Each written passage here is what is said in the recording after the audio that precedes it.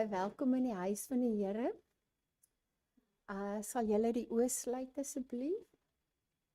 Genadige Here Jesus Christus, dankie vir die mooi boodskap wat ons so ver gekry het.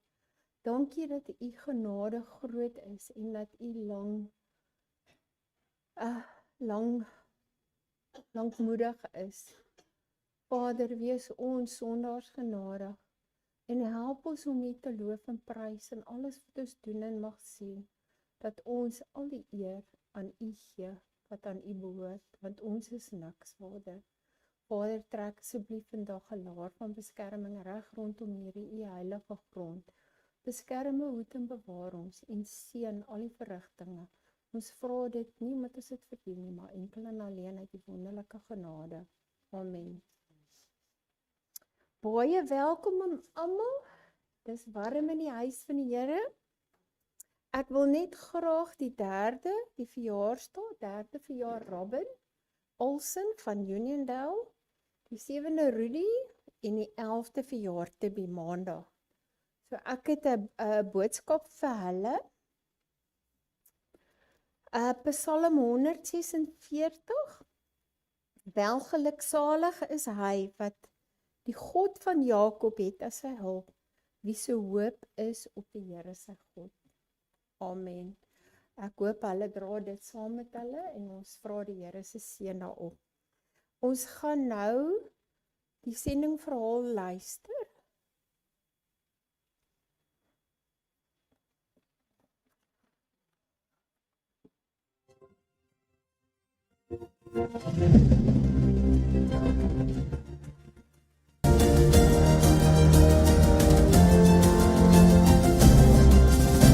Mission Stories, Enoch's Dream Part 2.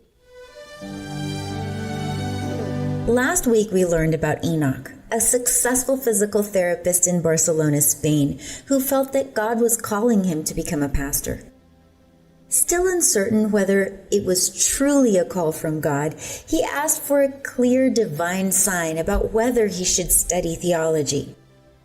The very next morning, Enoch received a call from the director of the Sagunto Adventist College in Spain, where the theology program was located. The director explained that God had impressed him to offer a job opportunity to Enoch and his wife Ingrid. He offered them both salary and housing so they could work as dormitory deans at the school. Enoch could hardly believe what he was hearing. This was the answer he had prayed for. He became convinced that God was calling him to ministry.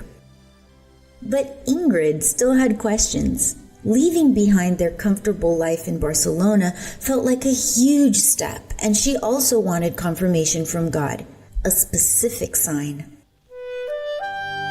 Ingrid prayed that if it was God's will, the youth ministries leader of the church in Spain would contact her about a project that she had previously proposed.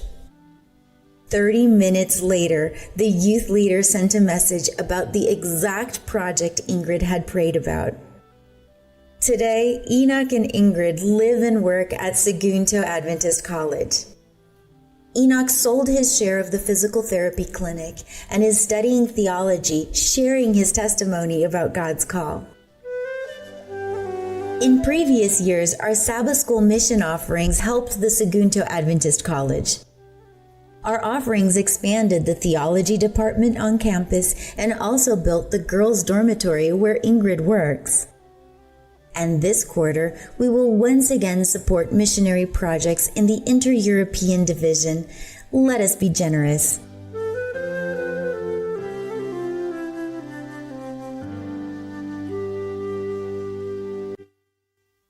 Ons sal nou vir die diaken en diakones vra om vir ons die offergawe op te neem asseblief.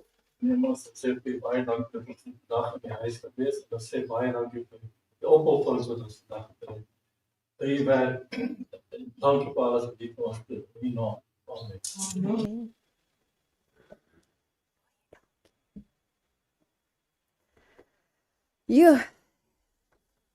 Ek het 2 dele voorberei, maar ek het besluit net om die een deel te doen. Ek wil vir julle 'n verhaal vertel vandag. is nie 'n lekker verhaal nie, dis 'n hartseer verhaal. Dit laat my dink aan Sari se verhaal van die blinde man wat sy vir ons vertel het so rukkie terug. En ek het 'n liedjie gekies agterna, maar ek het bedoel dat die mense wat die klavier speel ook 'n bietjie kan terugsit en dit geniet. Ek wil julle 'n verhaal vertel van die Lee begrafnis. Here, wys my vandag iemand wat ander mense miskyk. Ek wil vra dat hulle vir my Romeine, nou het ek my plek verloor, Romeine, vir my wil opsit. Jy nie opsit nie asseblief. Wees bly met die wat bly is en ween met die wat ween. Daar's 'n rede hoekom ek hierdie stuk gekies het, want ons het van oom François afskeid geneem, ons het van Susan afskeid geneem. Daar's soveel mense wat soveel hartseer het. En hierdie gaan dalk vir ons net 'n bietjie 'n insig gee in iemand se lewe. Die dominee het sy motor in sy motor voor die klein kerkie gestop en 'n oomblik stil gesit. Op die passasier se sitplek lê die begrafnisprogram. Sy naam was Petrus Smit, 82 jaar oud. Geen bekende familie, geen kinders, geen naasbestaandes. 'n eenvoudige begrafnis. Hy het gesig. In al sy jare as dominee het hierdie soort dienste hom altyd seer gemaak, 'n hele lewe. En aan die einde lyk dit of niemand omgegee het nie. Toe hy die kerk binne stap, was die eerste rye leeg. Net die orgelis, 'n verpleegster van die ouetehuis en 2 kerkraadlede was daar. Voor in die kerk het 'n eenvoudige houtkus gestaan. Geen blommerangskikkings of geen groot blommerangskikkings, geen foto's, geen huldeblyke, net 'n naam, Petrus Smit. Die diens het begin, die eerste lied is gesing. Toe die dominee opstaan om te praat, gaan die agterdeur oop. 'n Vrou stap in. Toe nog een, toe 'n jong man, toe 'n bejaarde egpaar, toe nog mense, en nog. Binne minute was die kerk half vol, toe 3/4 vol. Toe moes mense teen die mure staan, die dominee kyk verbaas rond. Volgens die ouetehuis het Petrus min besoekers gehad.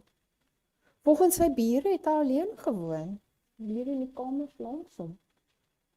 Volgens die dokumente was daar feitelik niemand nie. Maar die kerk was nou stampvol. Wie was al hierdie mense? Na die sang sê die dominee: indien iemand iets oor Petrus wil deel, is julle welkom. 'n bejaarde vrou staan op, haar hande en sy sluk swaar. Ek het niemand gehad nie. Die dae was lank. Die nagte nog langer. Een middag het iemand aan my deur geklop. Sy glimlag deur haar trane. Dit was Petrus. Hy het nie gekom om my probleme op te los nie. Hy het net gaan sit en geluister. Sy vee haar oë af. Daardie dag het ek nie so alleen gevoel nie. Toe gaan sit sy. 'n jong man staan op. Toe ek 16 was, het ek die pad byster geraak. Hy kyk af. Baie mense het opgegee op my. Maar nie Petrus nie. Hy het elke week tyd gemaak om met my te praat. Nie om my te veroordeel, net om te luister. Vandag het ek 'n gesin. Ek het werk, ek het hoop. En ek glo God het Petrus gebruik om my lewe te verander. Nog mense staan op. 'n enkel ma, 'n afgetrede onderwyser, 'n verpleegster, 'n man wat sy werk verloor het, verhaal na verhaal. Nie van groot wonderwerke, nie van geld nie, Nie van roem nie, maar van tyd. Tyd om te luister, tyd om te gee, tyd om iemand raak te sien. Toe staan 'n middeljarige vrou op, niemand herken haar. Sy hou haar selfoon in haar hand. Vir 'n oomblik kan sy nie praat nie. Toe sê sy, ek het Petrus nooit persoonlik ontmoet nie. In die kerk word stil. Ek het net met hom gepraat, sy lig die foon op. Hierdie foon was vir jare my enigste geselskap. Trane blink in haar oë. My man is oorlede. My kinders woon ver. Ek het baie dae alleen deurgebring. Sy kyk na die skerm. Ek het mense gebel. Maar almal was besig. Ek sal jou later terugbel. Ons praat weer. Ek is op die oomblik in 'n vergadering. Sy glimlag hartseer. Hulle het nie sleg bedoel nie. Die lewe het net aangegaan. Die kerk was doodstil. Toe sê sy die woorde wat diep in almal se harte ingesny het. Mense het my stem gehoor, maar niemand het my eensaamheid gehoor nie. Selfs die dominee het sy kop laat sak. Toe bel ek eendag vir Petrus. 'n traan rol oor haar wang. Hy het nie geweet ek huil voordat ek gebel het nie. Hy kon nie my gesig sien nie. Hy kon nie die trane sien wat oor my wange loop nie. Maar hy het iets gehoor wat ander mense gemis het. Sy sluk swaar. Hy het my hart gehoor. Die kerk was stil. Daardie gesprek het amper 2 ure geduur. Hy het nêrens heen gejaag nie. Hy het nie gesê hy sal later terugbel, hy het net geluister. En toe ons klaar gepraat het, was my probleme nie weg nie, maar ek het geweet iemand gee om. Sy kyk na die kus. Daardie iemand was Petrus. Niemand het beweeg nie. Toe staan die verpleegster van die ouer tehuis op. Daar is iets wat julle moet weet. Sy haal 'n klein notaboek uit haar handsak. Ek het dit tussen Petrus se goed gekry. Sy maak dit oop. Daar was net een sin wat oor en oor geskryf was in die boekie.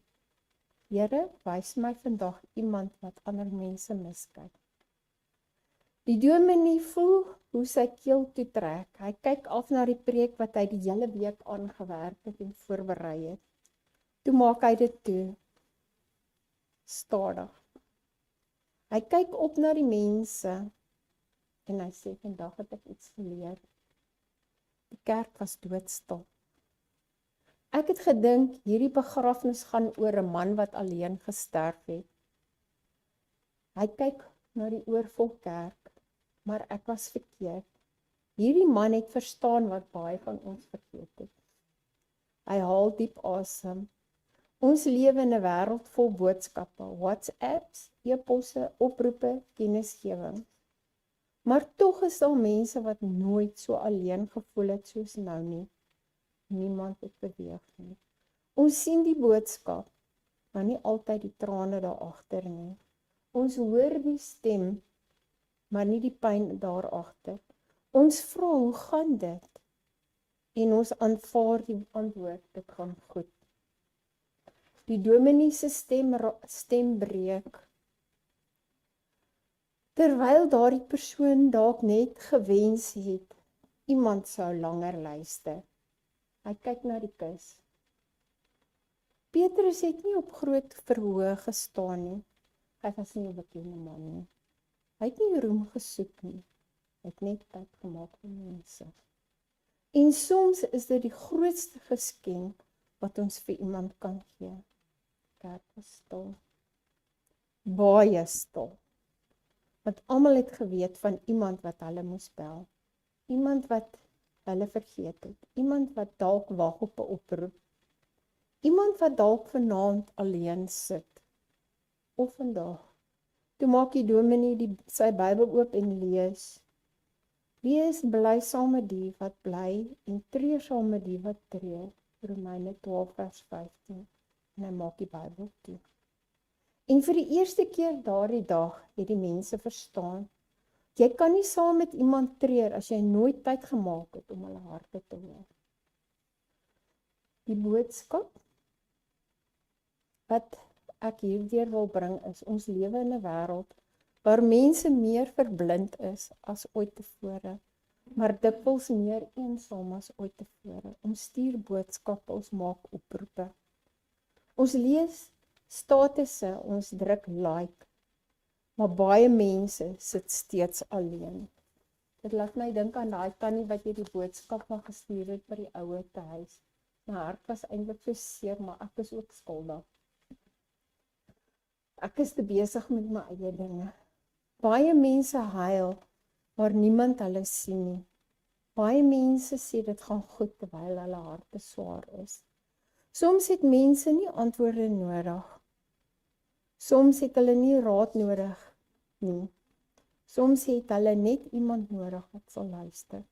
Iemand wat tyd maak en iemand wat regtig omgee. Petrus het nie probeer om die hele wêreld te verander nie. Hy het net eenvoudig tyd gemaak vir mense wat God oor sy pad gestuur het. Een oproep, een gesprek, een besoek, een hartebeslag. Dalk is die belangrikste vraag nie hoeveel mense ons ken nie. Nie hoeveel geld ons gemaak het nie. Nie hoeveel boodskappe ons gestuur het nie, maar hoeveel harte het ons aangeraak terwyl ons hier was. Mag ons elke dag bid. Filippense 2 vers 4. Here, help my nie om so besig te wees dat ek mense se pyn miskyk nie. Gee my oë om te sien en ore om te luister en 'n hart wat tyd maak vir ander. Laat elkeen nie net aan sy eie belange dink, maar ook die van ander. Want soms verander die lewe nie deur groot dinge nie. Soms verander 'n lewe bloot deur iemand wat tyd gemaak het om te luister. God se planne is groter as joune. Ons gaan nou luister na die item, die liedjie. Dit het vir my so mooi hier ingepas. Jammer, ek het nou nie ietsie anders nie, maar luister, moenie kyk na die woorde wat geskryf is nie, want ek dink is AI en hulle tel nie die woorde so lekker op. Luister net na die woorde. Baie, baie mooi.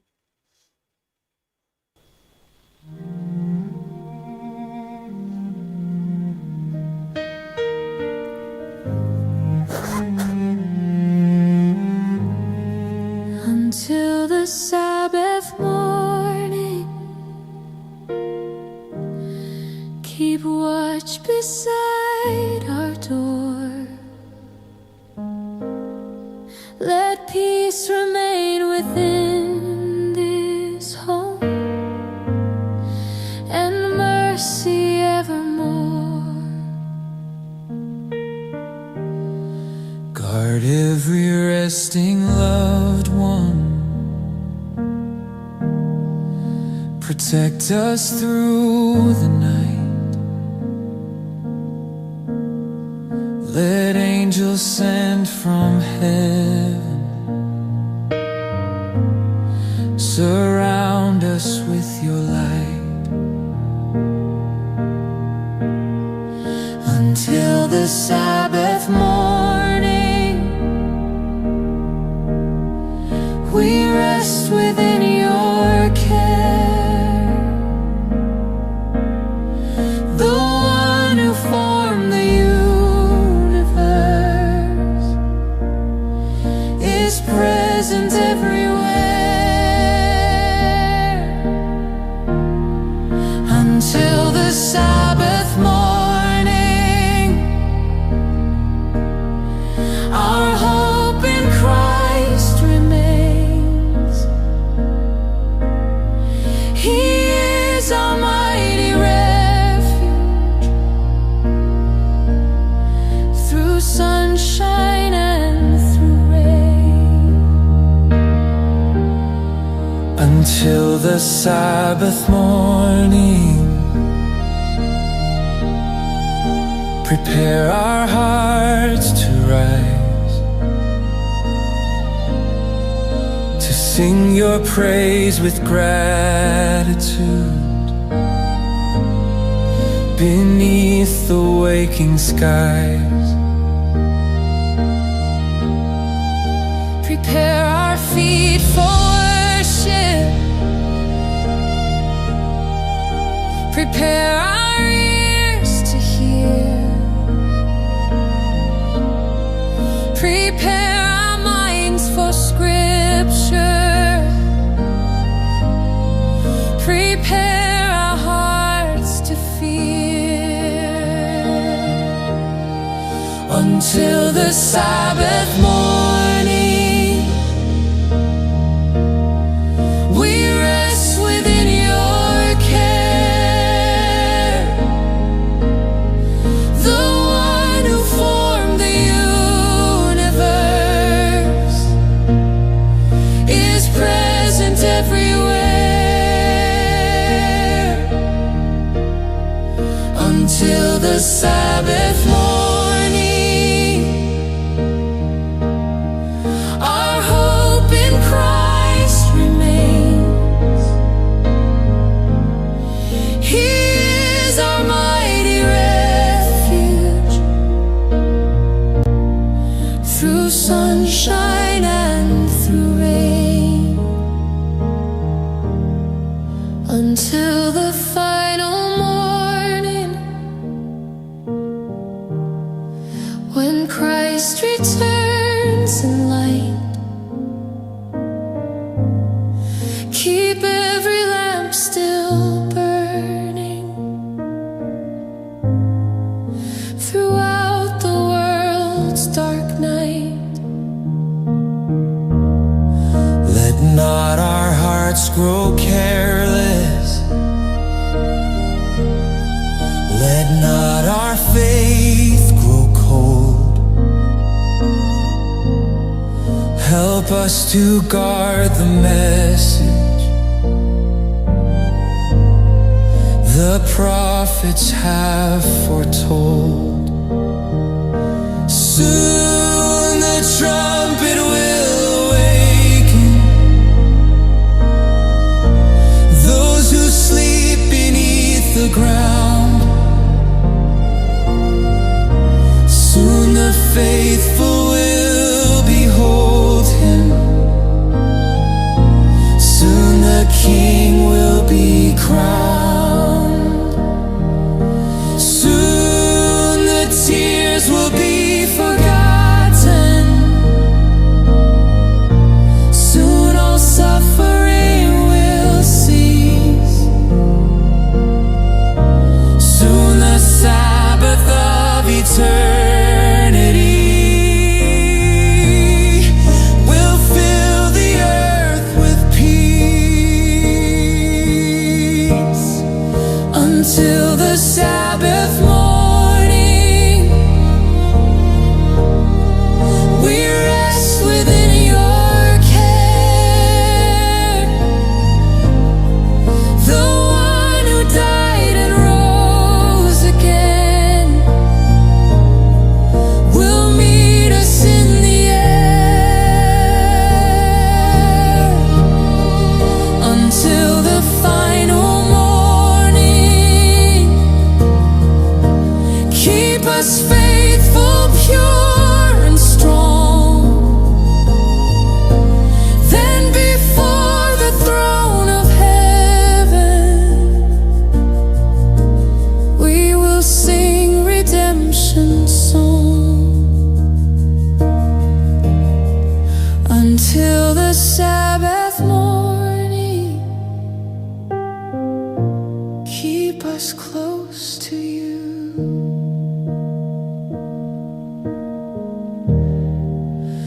Amen.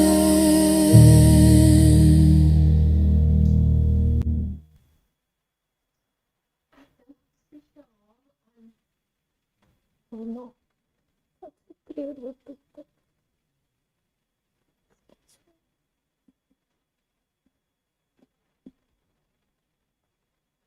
almal wat so hartseer is, brillig dit is.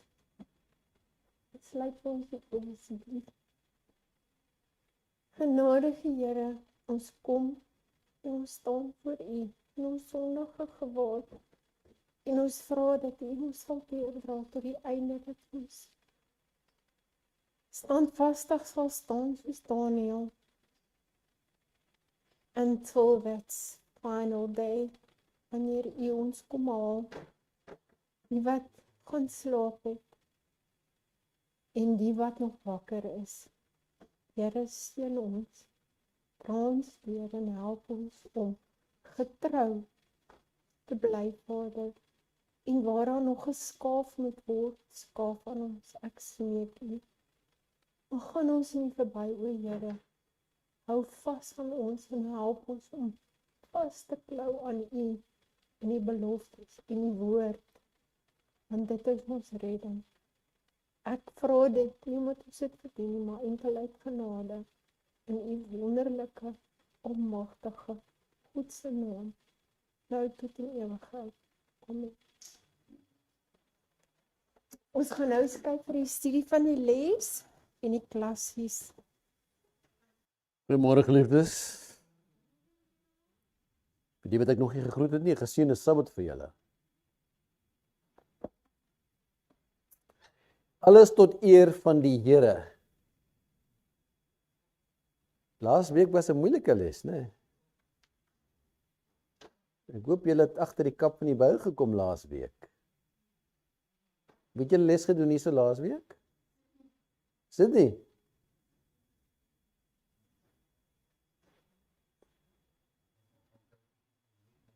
Ek sal maar moet kyk, ja. Alles tot eer van die Here. Kom ons buig ons hoofde en vra ons die Here se teenwoordigheid. Ons liefdevolle Vader, dankie vir hierdie voorreg wat ons het vanoggend om weer eens in die huis van die Here te wees. Verniet gratis genade. En vanoggend, Here, is ons vrylik. Ons is hier so omdat ons kies. Here, laat my gedagtes deur U gevorm word, laat U woorde deur my spreek, my bedels en wille. Amen. Goed, so waarvan praat Paulus hier so? Hy sê, waarom kontrasteer Paulus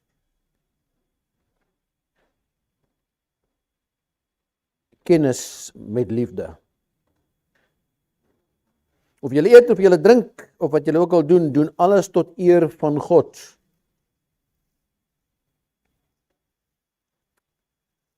Waarvan praat Paulus?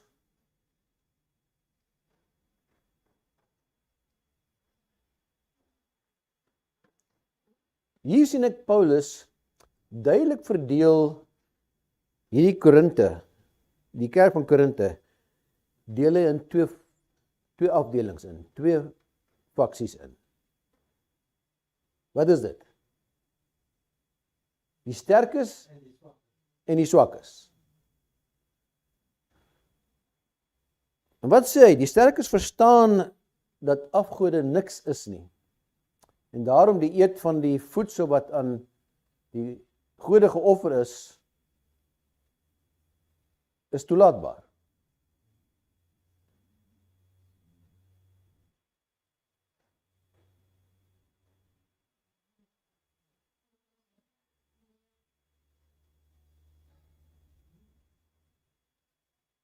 Wie is die sterkes? Wie is die swakkes? Wat het hier gebeur in konteks? Want ons moet in konteks kyk hierna. In Acts, I was reading this morning, Acts 8, the whole chapter, where they made the decision, they told the Gentiles not to eat those things strangled. But then they gave a message to Paul and Barnabas. The message was that you may not eat of animal sacrifice. So there's a contradiction. Where they did say in the message that Paul had to give over that they should not eat of the of animal sacrifice.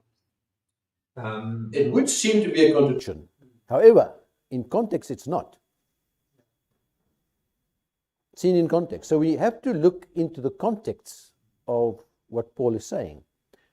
Hy sê die sterkes verstaan dat afgode niks is nie, maar daar is een ware God. Die swakkes het nog nie hierdie punt begryp nie. Dit lees ons in 1 Korintiërs hoofstuk 8.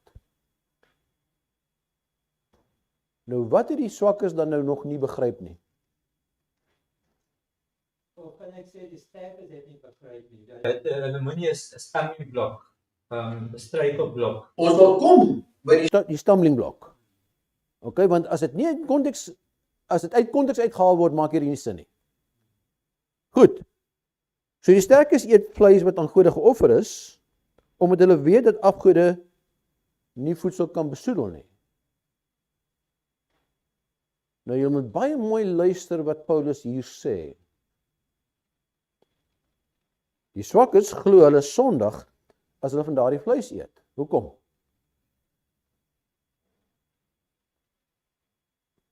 Want hulle glo dat die gode mag het oor die kos wat hulle eet. Is die provider van daardie voedsel. So die swakkes, dis nie fisies nie, hierdie is geestelike swakheid wat ons vind in die kerk van Korinthe. Hoe trek ons dit deur tot vandag? Want as dit niks relevant is vir ons vandag nie, dan is dit 'n storie. Die sterkes kan deur hulle kennis en voorbeeld die swakkes laat val. Uit liefde vir sy broer moet die sterke homself wat maak? Inhou. Ja. So ons is besig nou om te kyk hierso na 'n geestelike oorlog wat plaasvind hier in die kerk van Korinthe.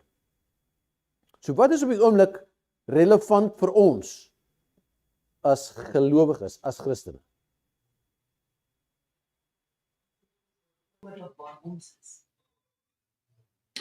En hy bring hy verwar nie die kennis of hy kontrasteer die kennis eintlik met wat? Met liefde.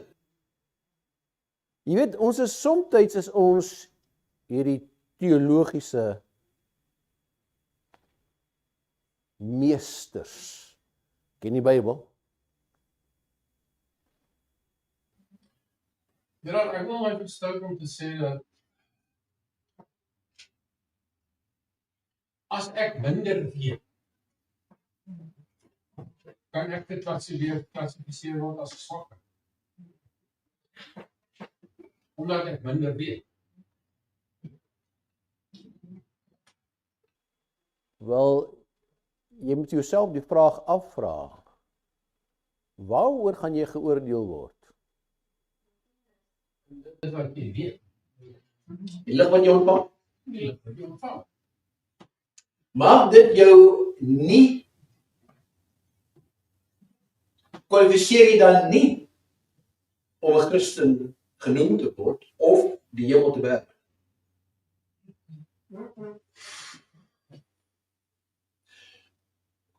Wat het die van die kruis gedoen rondom Jesus? En Maar die belofte moet ek sê, ons sal mekaar dan ook. so hy staan skouer aan skouer met die teoloë van die tyd. Maar jy stel moet sê, dan kan jy weet wat aansval met redding. So wat is jy beter af in die oordeel? Wie is die beste af in die oordeel? Net genoeg weet.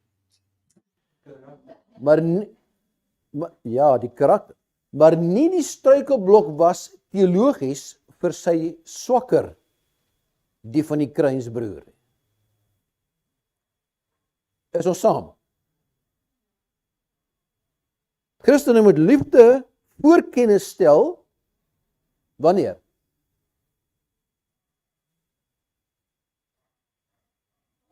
Met liefde vir kennis stel wanneer? Wanneer kennis 'n struikelblok raak. Het ons dit nie op die oomblik in ons geleedere nie?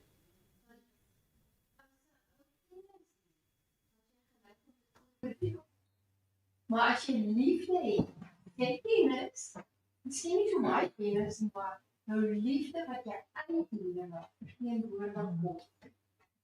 Ja, ek is geneig om half saam te stem. Die kennis kan reggemaak word in die hemel. Karakter nie. Ja. Jy gaan met jou karakter hemel toe. Dis al wat jy saamvat, né? Dis altyd saam wat dit wat op die aarde is. So as jy 'n karakter, jy kan nie met 'n karakter van oordeel, omdat jy die kennis saamvat. Maar jy vat dit saam, maar dit gaan nie, jy gaan nie pas nie. Wat gebeur as jy nou baie kennis het? Interessant, né? Ons plaas hier grade op pedestals. Jy weet, wanneer 'n man daar nou as die dokter dan nou in die kerk sit, dan ons gee meer ag op sy woord as op die skrynwerker. Nie waar nie? Plaas dit die dokter in 'n beter posisie om die oordeel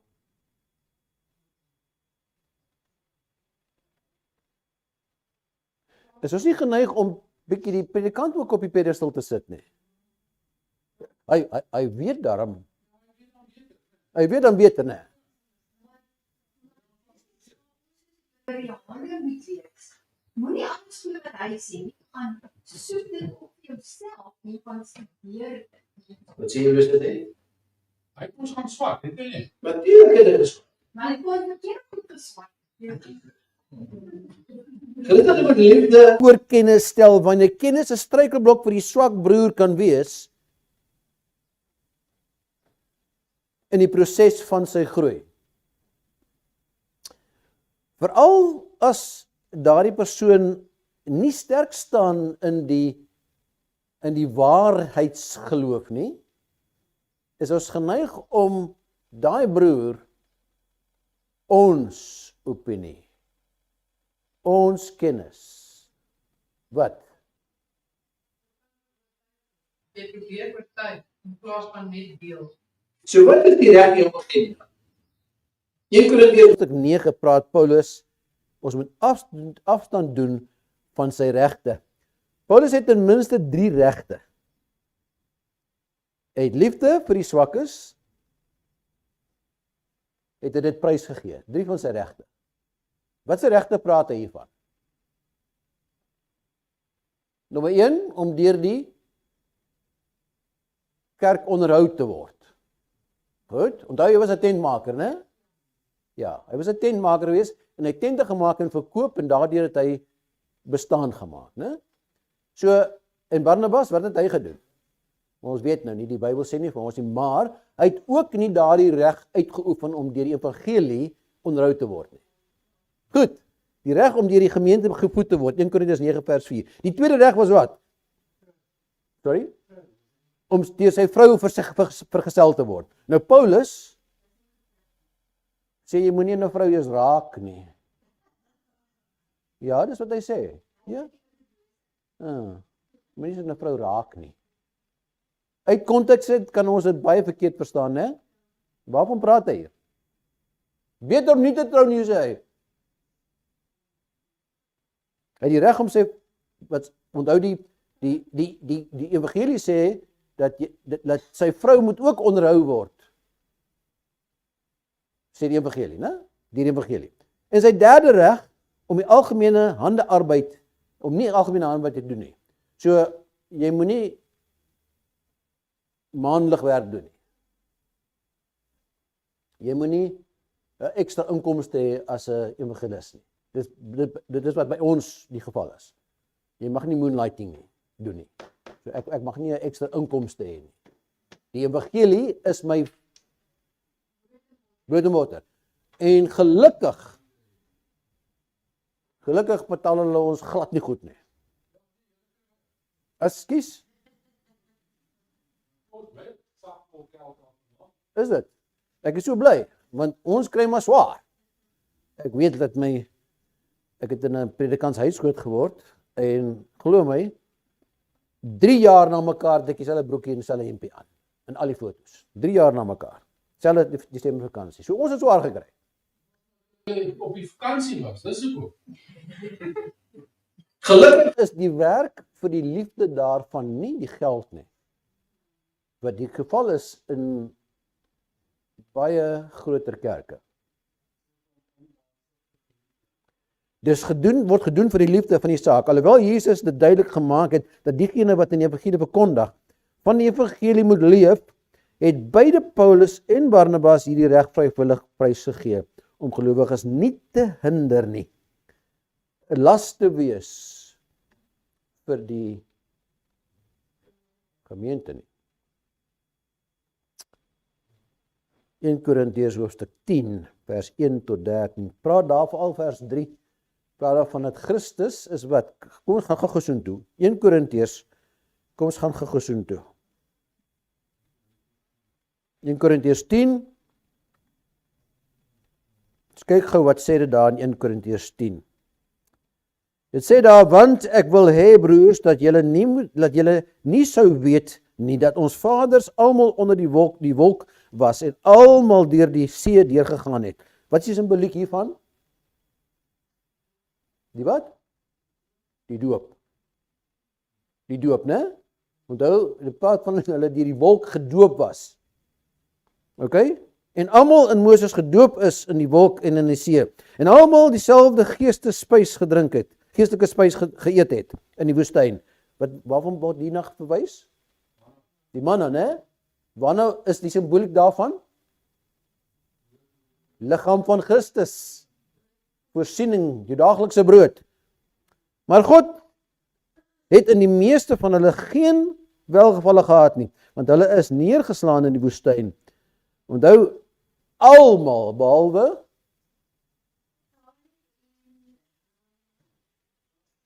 Josua het die beloofde land gesien, hè? Jy weet dat die Here al 600 mans in die woestyn laat omkom het. En dieselfde getal opgerig het wat Kanaan ingegaan het. Dieselfde getal. Wat Egipte verlaat het, het Kanaan ingegaan, maar die nuwe geslag. Dit wat Jesus duidelik gemaak het, ja, waar is ons nou? Die ervaring van Exodus, waar is ons nou?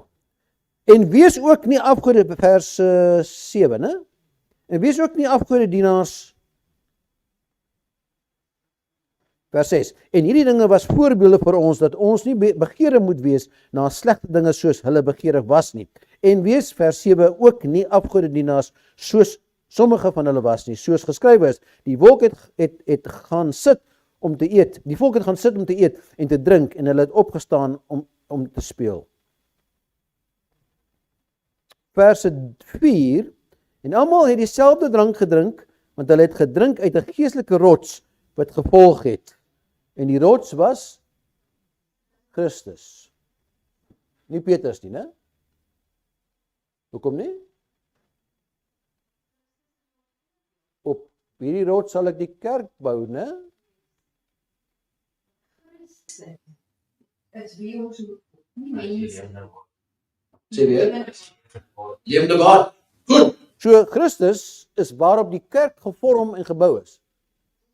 Hulle het gespeel. Hulle het so dis drein word opgepraat. Hulle het kerk gemaak.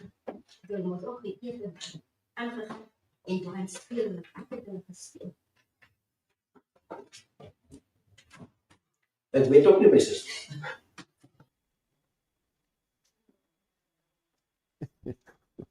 Kom ons kyk, Exodus wat? 34.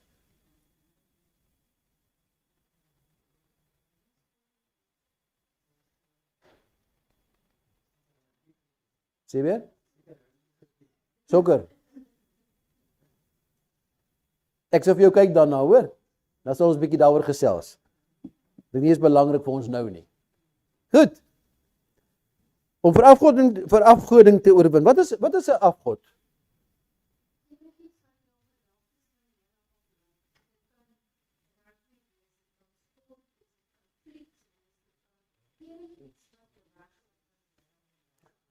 Ja, maar ja, dis nog nie 'n afgod nie. Want dan beteken dit ons kan nie ons Iets maak 'n afgod van kos. maar hoekom? Tipies iets wat natuurlik of fisies uitgedeel is. Kan hy klip, hout, as ook al enige goed vermaak word. Ja, julle gee my nou voorbeeld van afgode. Ja, ek is nie wat ek wil hê nie.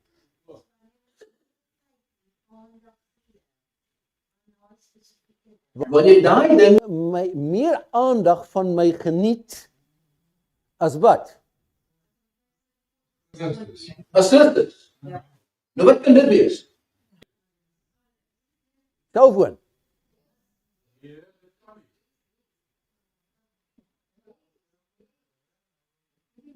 Van vandag, definitief, kan ons werk. Die man sê jy kan. Ek stem nie so. Jou kat, jou vrou.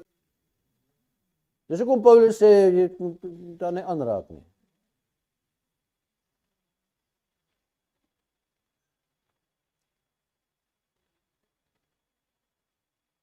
Ek dink dat die media vandag, ek dink die selfoon, onthou ons het geen ander rou materiaalbronne buite ons atmosfeer. OK, ons het nie bronne van enige planeet af wat ons kan gebruik nie. So jy weet dat hierdie selfoon ja, as 'n instrument, absoluut, maar hierdie selfoon is deur God gemaak. Hoekom?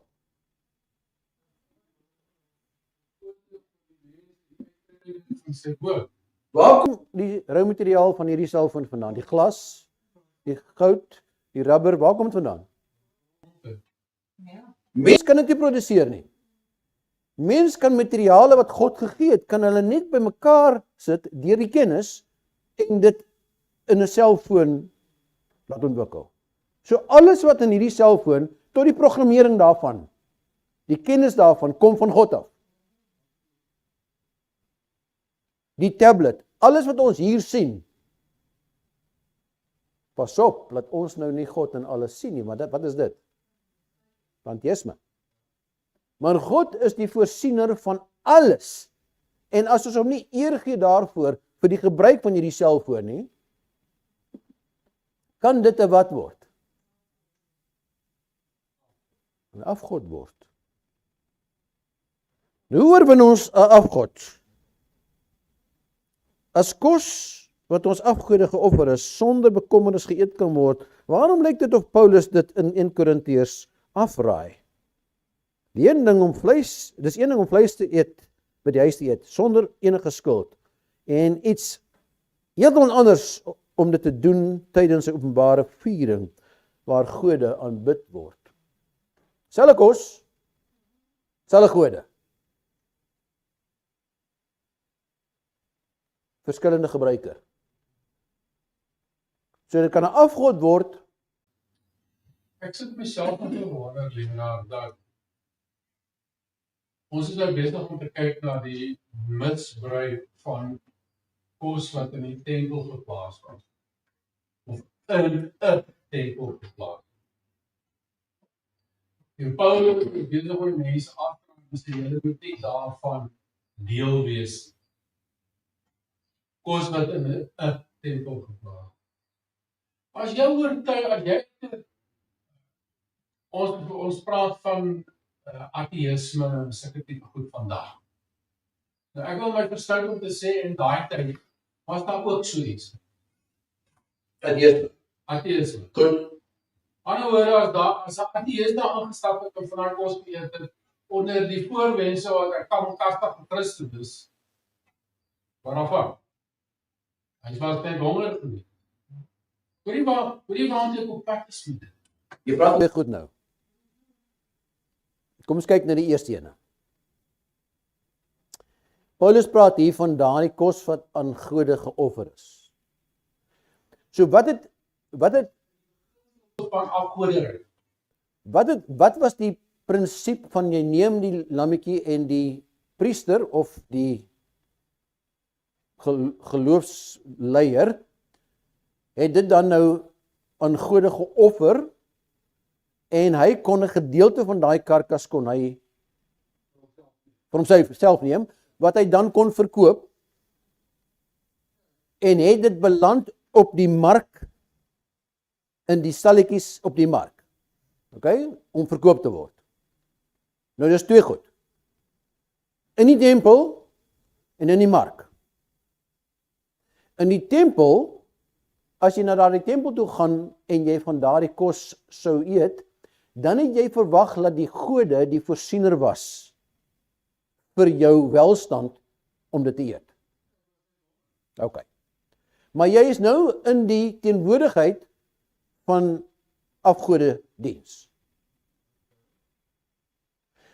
As die Christen na die mark toe gaan en hy koop van daardie vleis wat aan die gode geoffer is, en hy eet daarvan, is dit hom nie geoorloof, is dit hom geoorloof.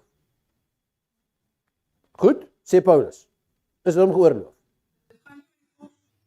Dit het eintlik niks met die kos te doen. Hierso vers 10. Any man see thee as knowledge, sit at the meat of another in the other's temple, shall not the conscience of him which is weak embolden to eat those things which. So he's saying here that a person of strength is sitting in the other's temple eating them. Which what means what? You're sitting in the temple. You're in the wrong place. And therefore, you're a strong person. And therefore, you are subject to that God. You are ondergeskik. But the Christian knows that die afgod het geen krag nie. You can sit in the temple and eat the meat. He has got no power over me. Okay? Is ons saam? Okay? Die prinsip hierso is nie die eet van die vleis nie. Dit gaan nie oor die kos nie. Dit gaan oor die persoon wat wetenlik homself ondergeskik plaas aan die afgodediens. Is ons saam? Ons is saam? Okay, kom ons gaan aan. Wat is wettiglik en wat is gepas? Doen alles tot die eer van God. 1 Korintiërs 10 vers 23. Alles is my geoorloof, maar nie alles is nuttig nie. Twee konkrete voorbeelde. Die slagter het beide kos wat aan die gode geoffer is en kos wat nie geoffer is nie verkoop. In dieselfde slaghuis. Okay? Wat aan die gode geoffer is, wat nie goed. Die gelowige moes nie na die oorsprong daarvan vra nie, sodat hy nie die indruk sou skep dat hy dit as onwettig beskou het om daardie soort vleis te eet nie. 1 Korintiërs 10 vers 25. 'n ongelowige het 'n gelowige genooi om saam te eet. Die gelowige het sonder om navraag te doen geëet. Alles is vir hom geoorloof. Maar indien die gasheer gesê het dat die vleis aan 'n afgod geoffer is, daarom om nie die gasheer se gewete aansoek te gee nie, is dit as onverpas geag vir die gelowige om van daardie vleis te neem. Het ons dit? Ja, solank jy daaroor bid, nee. As jy nie weet, Ja, jy het nie vasgelyk nie, en jy kom dan en jy sê, jammer, kan nie van varkvleis nie. Wie van julle het al varkvleis geëet? By vorige. Okay. Het julle geweet dit is onrein? Gaan julle geoordeel word daarvoor? Goed. Okay. Goed. As ek iemand betrap, ek is genooi, maar dit ook. Ja. Ek het nie vir die tyd gesê, ek het nie arme mense en hulle doen met en hulle bereik my voor. Ja. En ek gaan so toe ek draai om en ek sê hoorie nee, ek gaan nie hierdie onrein kos van julle eet nie. Dan doen ek meer skade aan daai mense nader aan die Here as anderste wat ek sê ek ervaar. 'n Mens moet uitgaan met die gedagte, altyd uitgaan met die gedagte is my aksie besig om mense nader aan die Here te bring of hulle verder van die Here te verskoon. Wat sê Paulus? Is wat 'n mens se dade moet. Wat sê Paulus daaroor?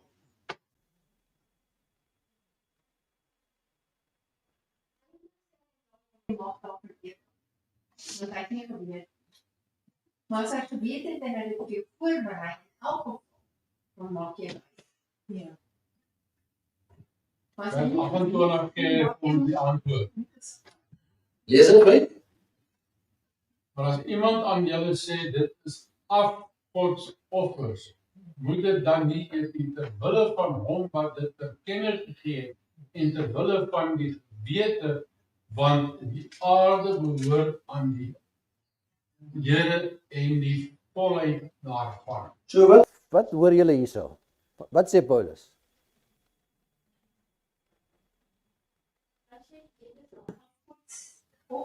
Moet dit nie eet nie. Dit verwys in die geval na onrein. Ja, sal dit.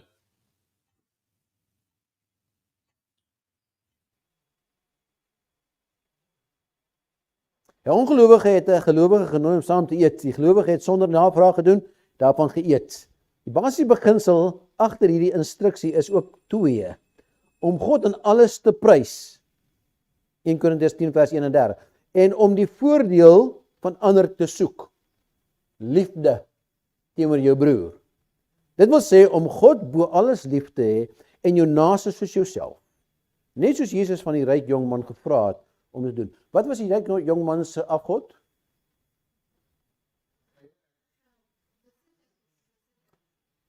Ja, dit was nie soos hierdie eie ek is wat dit was vir sy geld nie. Onthou, hy het ten volle die wet onderhou.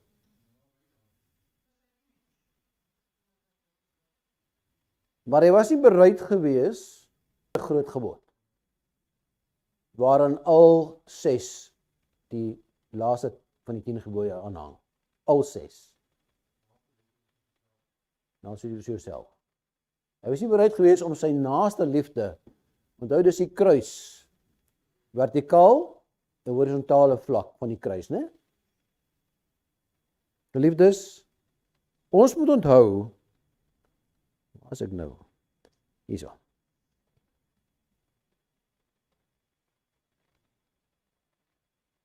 Elkeen wat geestelike seëninge van die Here ontvang het 'n belangrike plig, naamlik om ander se lewenspad daarmee te verlig.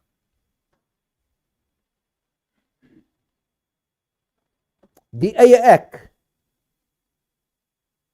E.G. White sê daar in Advent Review en Sabbath Herald, 18 November 1884, sê sy dat elkeen wat die Here opreg liefhet, ophou om die eie ek te verafgod.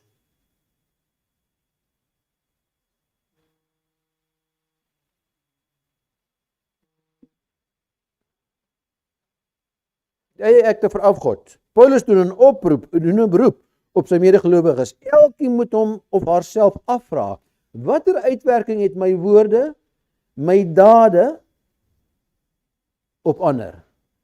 Voorts moet ons niks doen, hoe onskuldig ook al blyk te wees, wat lyk asof dit afgodery goedkeur, of wat gewetensbesware by swak gelowiges gaan ontlok nie. Dan is jy 'n struikelblok. Jou kennis, dan is jou kennis 'n struikelblok vir daardie swakkere persoon. Gaan grade ons in die hemel bring. In vanaf lees en dan ons ook Openbaring 3 vers 20 lees ook. Dit het hand in hand, want dit sê hierso, julle moet nie die beker van die Here drink en die beker van die duiwels. Ja. Want julle kan nie deel hê aan die tafel van die Here En aan Sondag se tafel nie. korrek, kom. Nou, voor Jesus daar aan ons hartjie klop, sê ons vir onsself, het ons die Laodicea simptome in my? Dis wat ons onsself moet afvra. Het ek dit? Ek het nie nodig om reg te word nie. Het ek daai karakter in my? Want ek het heeltemal verkeerd karakter, want ek het die karakter. Absoluut.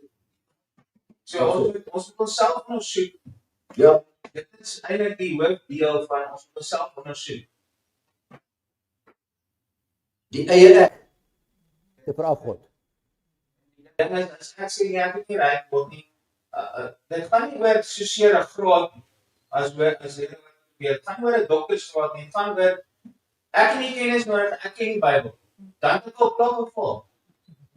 Ja. Ek moet leer, as iemand vir my sê, dit kan die jongste kind wees in hierdie kerk, en hy sê iets, en dit praat met my en dit kom uit die Bybel uit, en dan moet ek verhoor vir daaraan. Ja. Dit is 'n ding wat ons met onsself gaan ondersoek. Ons moet nie net afmaak, wie so my jou te ken, so ek gaan nie teen hom gaan nie, maar staan dit in die Bybel. Dis die eerste vraag wat ons onsself moet afvra. Korrek. As jy doen wat heeltemal geoorloof is, maar dan agterkom dat dit die vooruitgang van die evangelisasie benadeel, moet jy dit liewers staak. Sê Paulus. Alles is inderdaad geoorloof, maar nie alles is opbouend vir almal. 1 Korintiërs 10 vers 23. As die evangelie benadeel, sê Paulus, staak dit. Weer baie hard om nie om af te van dierlike produkte. En is nou al van my jeug daar. En ek het agtergekom dat plante was voedsel het baie bygedra tot my gesondheid. Okay. En in die stadium wat ek nou as het ek neute op bygekry. Ja. En sade. Okay. En dit doen my goed. Wonderlik. As daar iets verkeerd met my, Om wat te doen? die geestelike sien ek het nog verkeerd. Nee. Want baie keer voel dit so dat van my bygelowiges, hulle wil my soms dwing om na die dierlike produkte toe te was. Want hulle nooi my ook uit op te kom eet en dan hulle moet ek nou vlees eet. Nou wat? Of nou vat nou maar vis. En ek het ook geleer dat as ons vlees, vis is ook vlees. Maar jy in die vrug ook 'n vlees kry. Die vlees van die vrug, maar ek het mos gesien wat ek aan dit doen. So ek doen dit nie om vetties te wil wees. So wat is daai vleis vir jou? Ek moes nou al kere dat jy maar eet. Dis 'n afgod wat jy neergelê het. Ja. Want jy het nou agtergekom dat jy is beter af sonder dit. As vir iets vind wat vir ons benadeel, wat is dit? Paulus sê raak ons slaaf van. Staak dit, raak. So wat jy doen is perfek reg. Ons gaan dit nou nie hardop sê nie, né? Want ons nie moet vleis eet nie, né? Ons sal dit nie hardop sê nie. Volgens Paulus kan die gedrag van 'n volwasse Christen soms die groei van 'n onervare Christen belemmer. Paulus kontrasteer die twee, liefde en kennis, weeg teen mekaar op. Kom ons bid. Ons liefdevolle Vader, dankie vir die voorreg wat ons het van hierdie pragtige lesse. Wel, dankie Here vir Paulus, grootste evangelis in die Bybel. Dankie Here dat hy vir ons kan hierdie leiding gee in ons rig. Wees met ons in die nadiens ook. Dis my gebed na ons wille. Amen.